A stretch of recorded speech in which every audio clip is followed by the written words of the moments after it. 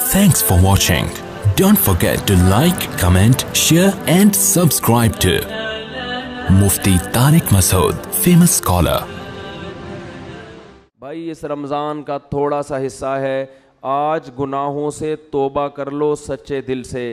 اے اللہ جو نماز کو قضا کرتا ہے, اے اللہ آئندہ زندگی میں کبھی نماز قضا نہیں ہوگی. دیکھو نماز کا معاملہ اتنا ہلکا نہیں ہے جتنا ہم سمجھتے ہیں. ہمارے ہاں نمازی بھی بے نمازی ہیں. بہت افسوس کے ساتھ کہنا پڑتا ہے, جو نماز پڑھتا ہے اس نے نماز کو بالکل اینڈ میں رکھا ہوا ہے, سب سے آخر میں.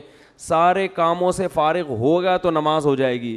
سفر میں نماز قضا کر دیتے ہیں, بیماریوں میں نماز قضا کر دیتے ہیں. ہم نے نمازی لوگ دیکھے ہیں بستر پہ پڑے ہوئے نماز نہیں چھوڑتے, آپریشن تھیٹر میں نماز نہیں چھوڑتے. نمازی عورتیں بچے کی ولادت سے پہلے نماز نہیں چھوڑتی. وہ آپریشن تھیٹر میں ہوں گی, ان کو فکر ہوگی کہ نماز کا وقت کہیں ضائع نہ ہو جائے. اس کو نماز کہتے ہیں, اس کو نمازی کہتے ہیں. ہمارے ایک رشتہ دار انڈیا سے آئے تھے, ان کی عمر میرا خیال ہے 70 سال ہوگی, بہت پرانا واقعہ یہ. ان کے بارے میں ہم نے سنا تھا کہ جب سے بالغ ہوئے ہیں اس وقت سے اب تک ان کی کوئی نماز قضا نہیں ہوئی. 55-60 سال میں کوئی نماز قضا نہیں ہوئی جب سے بالغ ہوئے ہیں. میں حیران تھا, ایسے لوگ بھی دنیا میں ہیں. ہم چھوٹے تھے, یہ بات ہے تقریباً 84-85 کی. انہیں کلفٹن گھمانے کے لیے اور ادھر ادھر کراچی کی مختلف جگہیں دکھانے کے لیے لے گئے, تو مجھے اندازہ ہوا واقعی اس بندے کی نماز کبھی قضا نہیں ہوئی ہوگی. بات بات میں بھائی نماز کا ٹائم تو نہیں ہے, بھائی کوئی مسجد ہے قریب میں, بھائی ایسا تو نہیں کہ نماز قضا ہو جائے گی. سارا ہم تفریح میں لگے ہوئے ہیں اور ان کے دماغ میں سارا دن کیا چل رہا ہے, بھائی ایسا نہ ہو ٹائم ہو جائے پانی نہ ملے کہیں. ہم ان کو تسلی دیتے حضرت ایسا نہیں ہے, آپ بے فکر رہیں. اس وقت مجھے اندازہ ہوا کہ واقعی ان کے بارے میں جو ہے کہ زندگی میں نماز کبھی قضا نہیں ہوئی, تو واقعی ایسے شخص کے بارے میں یہ کہنا ممکن ہے کہ اس کی نماز کبھی قضا نہیں ہوئی. سفر میں اپنی نمازوں کے اسکیجول کو پہلے دیکھا کرو کہ کون سی نماز کہاں ہوگی. کس طرح سے خواتین نمازیں قضا کر دیتی ہیں. اللہ نے نماز پڑھنے کا حکم نہیں دیا, حافظو حفاظت کرو, حفاظت بہت سخت. یہ اللہ کا دین ہے بھائی, اس میں لچک نہیں ہے. غسل فرض ہو گیا, اگر سردیوں میں آپ کو غسل کر کے نہانا پڑے گا, نماز پڑھنی پڑے گی. سفر میں غسل فرض ہو گیا, وہاں نماز پڑھنی پڑے گی آپ کو. دوسری توبہ کرو بد نظری سے, زنا سے, بدکاری سے, انٹرنیٹ پر بیہودہ اور فحش مواد دیکھنے سے. یہ چیز اس کو لوگوں نے گناہ سمجھنا چھوڑ دیا. نوح علیہ السلام نے قوم کو کیا سمجھایا, یا قوم استغفروا ربکم انہ کان غفارا. اے میری قوم, میں جس خدا کی طرف تمہیں دعوت دے رہا ہوں وہ معاف کرنے والا ہے. گناہ ہو جاتا ہے توبہ کر کے اس کو مناؤ, وہ چھوڑ دے گا, معاف کر دے گا. وہ یہ آپشن رکھا ہوا ہے اس نے. وہ تانے نہیں دے گا کہ پھر گناہ کر کے پھر توبہ کر رہا ہے تو اب کس بیس پہ کر رہا ہے. لیکن کرو تو صحیح. اگر گناہ نہیں چھوٹ رہا, لت پڑ جاتی ہے. جو لوگ فحش فلمیں دیکھتے ہیں عادت پڑ جاتی ہے ان کو, او بھائی عادت پڑ گئی ہے, عادتیں چھوٹتی بھی تو ہیں. جس طرح کوئی کام کنٹینیو کرنے سے کام کرنے کی عادت پڑتی ہے, چھوڑنے سے چھوڑنے کی عادت پڑ جاتی ہے. ہمت تو کرو, پھر بھی ہوتا ہے تو توبہ تو کرو, ہاتھ پہ ہاتھ رکھ کے بیٹھو تو نہیں. جو آدمی فحش فلمیں دیکھتا ہے اور توبہ کرنا چھوڑ دی اس نے, اس کا مطلب وہ جہنم کی آگ میں جانے پر راضی ہو گیا ہے. وہ مطمئن ہو گیا کہ اب بس میں نہیں بچ سکتا. بھائی وہ آگ ہم سے برداشت نہیں ہوتی. 100 دفعہ یہ گناہ ہوتا ہے, 100 دفعہ اللہ کو مناؤ, اللہ اب نہیں کروں گا. پھر ہو گیا پھر مناؤ, اور اللہ سے یہ کہو کہ اللہ میں عادت سے مجبور ہو کے گناہ کرتا ہوں, مگر میں جہنم کی آگ برداشت نہیں کر سکتا. اس وقت تک اس کو مناؤ جب تک وہ معاف نہ کر دے.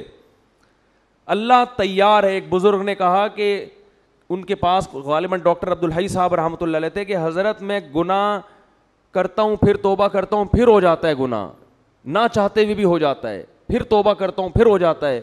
فرمایا کوئی بات نہیں, اگر متقی لوگوں میں شمار نہ ہوا اللہ توبہ کرنے والوں میں شامل کر لے گا. کیا کہتا ہے؟ ان اللہ یحب التوابین ویحب المتطہرین. اللہ کو جیسے پرہیزگار لوگوں سے محبت ہے توبہ کرنے والوں سے بھی محبت ہے. تعلق تو قائم رکھو,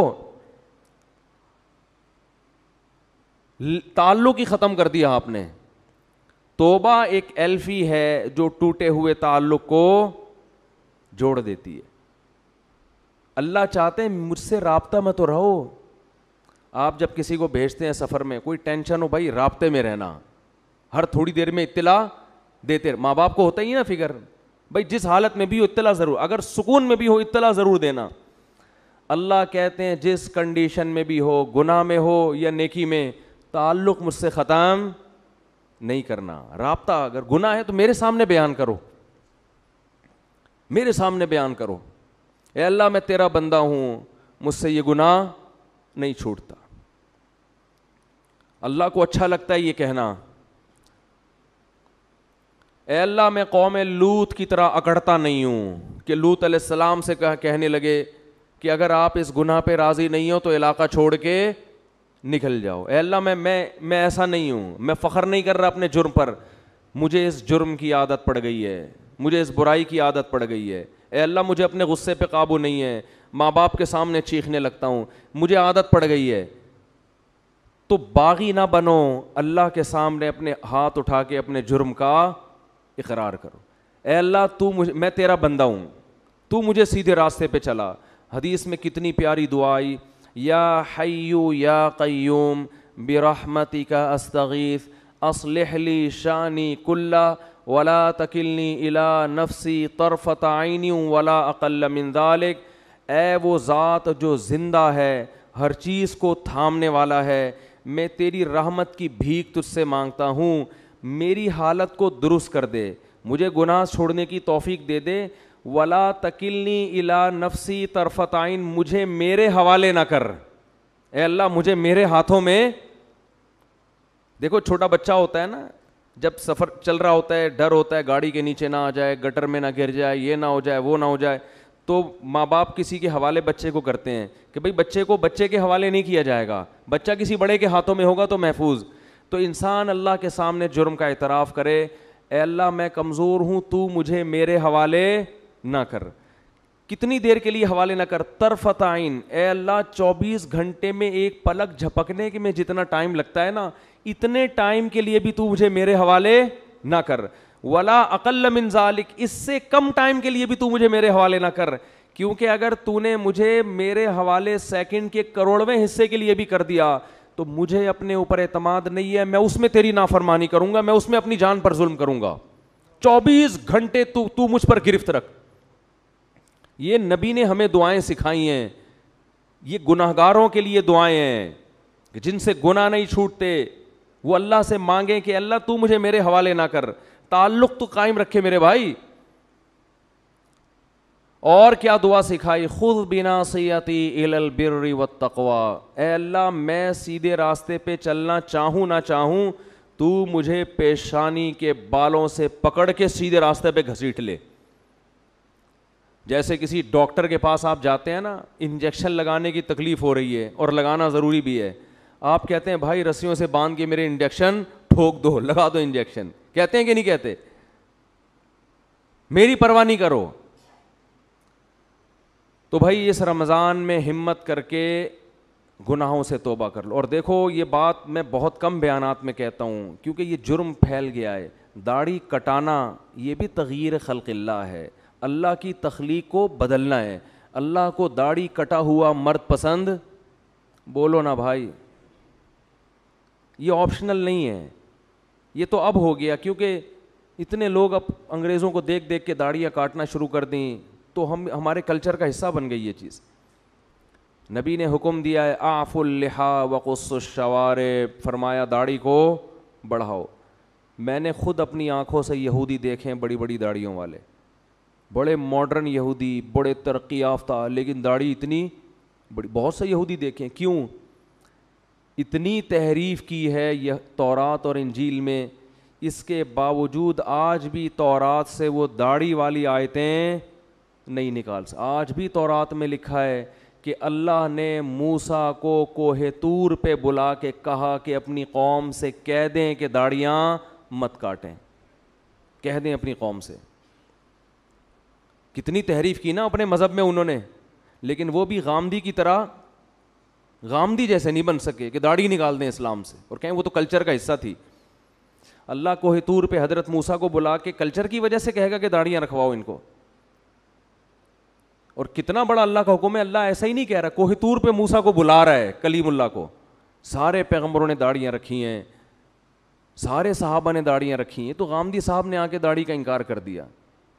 فیصلہ کر لو, ایک طرف صحابہ ہیں, ایک طرف پیغمبر ہیں, ایک طرف تورات ہے, ایک طرف قرآن ہے. قرآن صراحتاً داڑھی کا ذکر نہیں کرتا, لیکن وہ یہ کہتا ہے کہ شیطان نے کہا تھا کہ میں لوگوں کی فطرت تبدیل کروں گا. اللہ نے عورت کو چہرے پہ بال نہیں, عورت کو سر پہ بال دیے ہیں. کتنے بڑے بال عورتوں کے ہوتے ہیں, اس کے لیے بال موڑنا جائز ہے عورت کے لیے؟ بولو نا بھائی. اب انگریزوں میں اگر فیشن آ جائے, خواتین گنجی گھومنا شروع کر دیں, تو کیا اس کی ہم پرمیشن دے دیں گے عورت سر پہ بلیڈ پھیر لے؟ جیسے اس کی اجازت نہیں ہے, ایسے ہی مرد کو چہرے پہ بلیڈ لگانے کی اجازت. بولتے کیوں نہیں بھائی؟ تو رکھ لو بھائی ہمت, بڑھاپے کا انتظار کر رہے ہو. توبہ تو جوانی میں ہوتی ہے, کچھ بھی نہیں ہوگا اس سے. تھوڑا بہت لوگ ملا ملا کریں گے, بھائی یہ کہنے والے بھی مر جائیں گے, آپ بھی مر جاؤ گے. اور داڑھی رکھنے سے کوئی ملا نہیں بن جاتا. کتنے فوج کے بڑے بڑے آفیسرز ہیں جن کی بڑی بڑی داڑھی ہیں, کیا وہ ملا ہیں؟ کتنے بڑے بڑے سائنٹسٹ ہیں, یہ جو ایٹامک انرجی میں جو سائنسدان ہیں, جامعۃ الرشید آئے تھے تو اتنی بڑی بڑی داڑیاں ان کی.